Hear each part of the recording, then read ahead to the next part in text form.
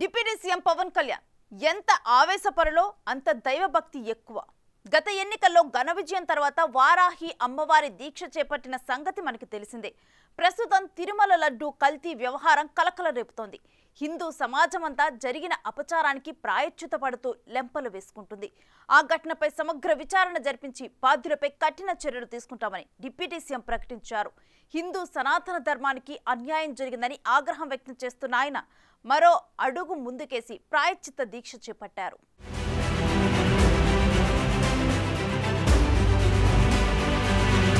పవన్ కళ్యాణ్ కు దైవభక్తి ఎక్కువ.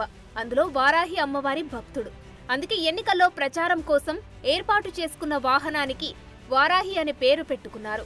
టీడీపీ బీజేపీలతో పొత్తులో భాగంగా ఆంధ్రప్రదేశ్లో జనసేన పార్టీ 21 అసెంబ్లీ 2 లోక్సభ స్థానాలలో పోటీ చేసిన విషయం అందరికీ తెలిసిందే. ఈ ఎన్నికల్లో జనసేన పార్టీ అఖండ విజయం సాధించినందుకు గాను జూన్ 25 నుంచి వారాహి అమ్మవారి దీక్షను 11 రోజుల పాటు చేపట్టిన విషయం అందరికీ తెలిసిందే. ఈ దీక్షలో భాగంగా ఆయన కేవలం ద్రవాహారమైన పాలు, పండ్లు, మంచినీరు మాత్రమే తీసుకున్నారు. తాజాగా తిరుమల లడ్డు కల్తీ ఘటనను నిరసిస్తూ ఆయన ప్రాయశ్చిత్త దీక్ష చేపట్టారు. గుంటూరు జిల్లా నంబూరులోనే దశావతార వెంకటేశ్వర స్వామి ఆలయంలో స్వామివారికి ప్రత్యేక పూజలు నిర్వహించి దీక్ష ప్రారంభించారు. 11 రోజుల పాటు ఆయన దీక్ష కొనసాగించనున్నారు. అనంతరం తిరుమల శ్రీవారిని దర్శించుకొని దీక్ష విరమిస్తారు. మీరు కూడా తప్పు చేశారు దీంట్లో. ఇది ముందుగా ప్రతి హిందువు గౌరవించాల్సింది. దీన్ని మీ మతాన్ని మీరు గౌరవించుకోండి. ఫస్ట్ ప్రతి హిందూ నేర్చుకోవాలి. ఇది ప్రతి హిందూ ఆత్మ పరిశీలన చేసుకోవాలి. మీరు బయటికి రావాలి. తప్పు జరుగుతూ ఉంటే కూర్చొని చేతులు కట్టుకొని మనకెందుకులే అంటే ఇలాగే ఉంటాయి. ఇది మారాలి. ఇది అందుకు నేను కూడా దీంట్లో భాగమే. కాబట్టి నిజంగా నాకు ఇన్ని సమస్యలు చెప్పారు. ఇన్ని సంవత్సరాలుగా వైసీపీ మీద పోరాటాలు చేస్తారు. రోడ్లు బాగలేదంటే మాట్లాడాం, రైతుకి సమస్యలు వస్తే మాట్లాడాం, గుడులు అపవిత్రం చేస్తుంటే మాట్లాడాం. కానీ ఏ ఒక్కరు కూడా బలంగా కూర్చొని టీటీడీ ఉద్యోగులు ఎవరైనా సరే ఇలా జరుగుతుంది అని తెలిసి కూడా కామ్కున్నారంటే మీరు మహా అపరాధం చేశారు. ఆ మహా అపరాధానికి నేను కూడా నాకు సంబంధం లేకపోయినా ఈరోజు నేను ప్రాయశ్చిత్త దీక్ష మొదలుపెట్టాను. ఈరోజు 11 రోజులు స్వామివారికి నేను క్షమాపణలు కోరుకుంటూ దీక్ష తీసుకుంటున్నాను. ఇది మారాలి, భవిష్యత్తులో ఉండకూడదు అని కోరుకుంటూ సెలవు తీసుకున్నాను. నమో వెంకటేశ్వర. ఇప్పటికే తిరుమల పవిత్రతను కాపాడే విషయంలో అన్ని చర్యలు తీసుకోవాలని ముఖ్యమంత్రి చంద్రబాబు ఆదేశించారు. తిరుమల ప్రసాదంలో జంతు కొవ్వు కలిసిందన్న విషయంపై మంత్రులు, ఉన్నతాధికారులు, టీటీడీ ఈవో, ఆగమశాస్త్ర పండితులతో ఆయన సమీక్ష నిర్వహించారు. టీటీడీ ప్రక్షాళన, ఆలయ సంప్రోక్షణకు సంబంధించి ఈవో శ్యామలరావు ఇచ్చిన ప్రాథమిక నివేదికను అందించారు. ఈ నివేదికపై సమావేశంలో చర్చించారు. శ్రీవారి ఆలయ సంప్రోక్షణపై ఆగమ సలహాదారులు, వేద పండితుల సూచనలను ఈవో సీఎంకు నివేదించారు.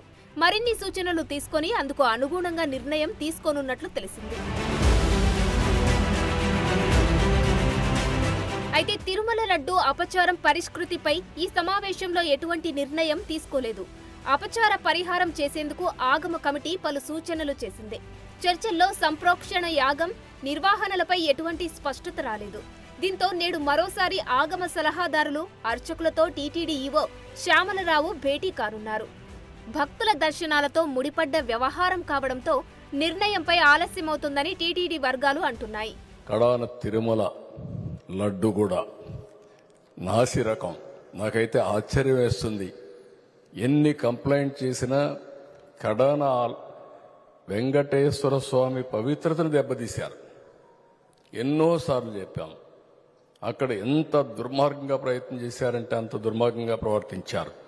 కడాన అన్న దానంలో క్వాలిటీ ఆఫ్ ఫుడ్ లేకుండా చేశారు. దేవుని దగ్గర పెట్టే ప్రసాదం అపవిత్రం చేసే విధంగా ఓసారి బాధేస్తుంది. నాసి రకమైన ఇంగ్రీడియంట్సే కాకుండా ఎనిమల్ ఫ్యాట్ కూడా వాడారని, ఏది గీకు బదులు. ఈరోజు స్వచ్ఛమైన గీ తెమన్నాం, ప్రక్షాళన చేయమన్నాం. నాణ్యత పెరిగింది, ఇంకా కూడా నాణ్యత పెంచుతాం. అల్టిమేట్గా వెంకటేశ్వర స్వామి మన రాష్ట్రంలో ఉండడం మనందరి అదృష్టం. ప్రపంచం అంతా మన దగ్గరికి వచ్చే పరిస్థితికి వచ్చారు. అలాంటప్పుడు వెంకటేశ్వర స్వామి పవిత్రతను కాపాడుకోవాల్సిన బాధ్యత మనందరిపైన ఉంది. ఇది కూడా చేస్తామని చెప్పి కూడా నేను మీకు తెలియజేస్తున్నా. అప్పట్లో నెయ్యికి బదులు జంతువుల నూనెలతో ప్రసాదం తయారు చేయించారంటూ చంద్రబాబు చేసిన వ్యాఖ్యలపై టీటీడీ చైర్మన్ గా పనిచేసిన భూమన కరుణాకర్ రెడ్డి తీవ్రంగా స్పందించారు. చంద్రబాబుపై ఆయన తీవ్ర విమర్శలు చేశారు. సీఎం హోదాలో ఉన్న వ్యక్తి అలా మాట్లాడడం సరికాదన్నారు. గౌరవనీయ స్థానంలో ఉన్నటువంటి ముఖ్యమంత్రి స్థానంలో ఉన్నటువంటి చంద్రబాబు నాయుడు గారు YSR Congress party animal fat ఈ అన్నప్రసాదంలో లడ్డులలో నెయ్యికి బదులుగా కలిపినారు అని అన్నాడు. మిక్స్ చేశారని కూడా అనలా, నెయ్యికి బదులుగా యానిమల్ ఫ్యాట్తో అన్నప్రసాదాలు లడ్డూలు తయారు చేస్తున్నారు అని. ఇంతకంటే దుర్మార్గమైనటువంటి ఆరోపణ ప్రపంచ రాజకీయాలలోనే హత్యా రాజకీయాలు చేసుకునేటువంటి ప్రత్యర్థులు కూడా అననంత నీచమైనటువంటి ఆరోపణ చేయటానికి కూడా చంద్రబాబు వెనుకాడకుండా అంత పెద్ద ఆరోపణ మా మీద వేసినాడు. కూటమి ప్రభుత్వం శ్రీవారి ప్రసాదం పవిత్రతను దెబ్బతీస్తోందని, ఏదైనా జరుగుంటే విచారణ జరిపించి చర్యలు తీసుకోవాలి కానీ హిందువుల మనోభావాలు దెబ్బతినేలా ప్రచారాలు చేస్తోందని ఆరోపిస్తున్నారు. ఆ క్రమంలో తమపై దుష్ప్రచారం చేస్తున్నారని శాపనార్థాలు పెడుతున్నారు. నీ ఆరోపణలు నిరూపించుకోవటానికి నువ్వు సిబిఐ ద్వారా కానీ సిట్టింగ్ సుప్రీంకోర్టు జడ్జి ద్వారా కానీ విచారణ చేయించటానికి సాహసించండి, ఆదేశించండి అని. దీని మీద మేము ప్రధానమంత్రి గారిని కూడా ఇంటర్ఫియర్ కావాల్సిందిగా కోరుతున్నాం. మీరు చేసినటువంటి ఆరోపణలు నిజమైతే ఆ చేసిన వాళ్ళు రక్తం కక్కుకొని చావాలానని వెంకటేశ్వర స్వామిని ప్రార్థిస్తున్నాం. మీరు చేసినటువంటి ఆరోపణలు అబద్ధమైతే మీ స్వార్థం కోసమని, మీ రాజకీయ ప్రాబల్యం కోసమని, మీ నీచమైన రాజకీయ ఎత్తుగడల కోసమని అన్నటువంటి మాటలే అయితే ఆ స్వామే మీకు సరైనటువంటి శిక్ష విధిస్తాడు అని తెలియజేస్తున్నాం.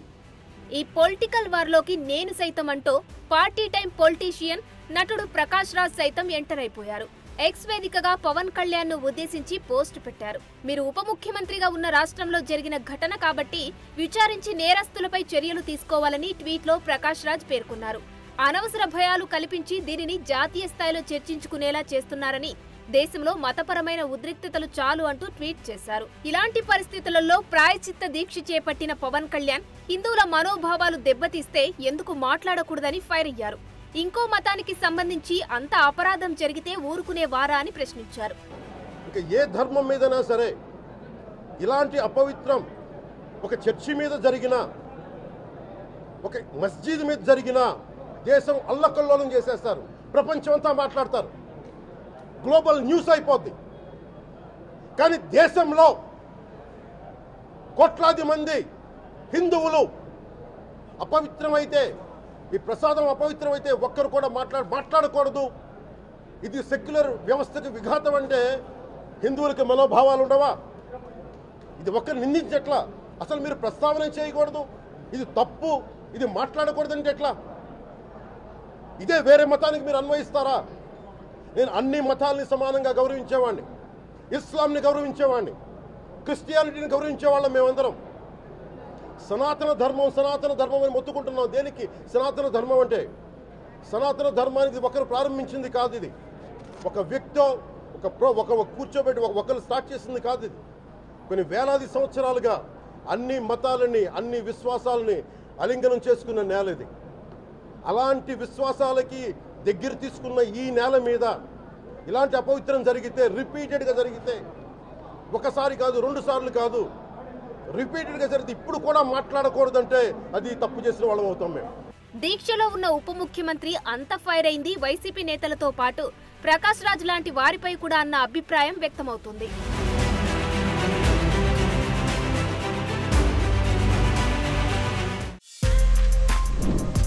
For more videos like this, subscribe Big TV channel.